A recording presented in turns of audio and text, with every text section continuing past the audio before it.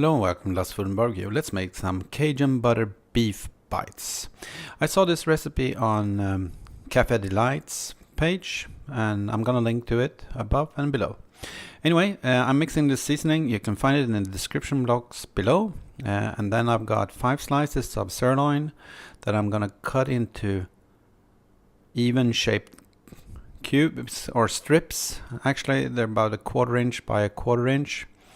Putting them into a bowl, and to these I'm gonna add the Cajun seasoning.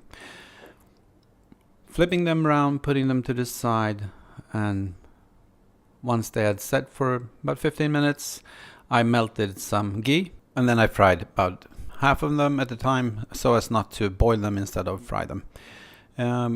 I used about a stick of butter and it turned out really nice. And then I just put them on tacos. So you can serve them whichever way you like. They are probably good just as they were, because they were really good. Time for a taste test. Okay, so this recipe is from Cafe Delite's the other day. Cajun butter steak bites. Let's try them.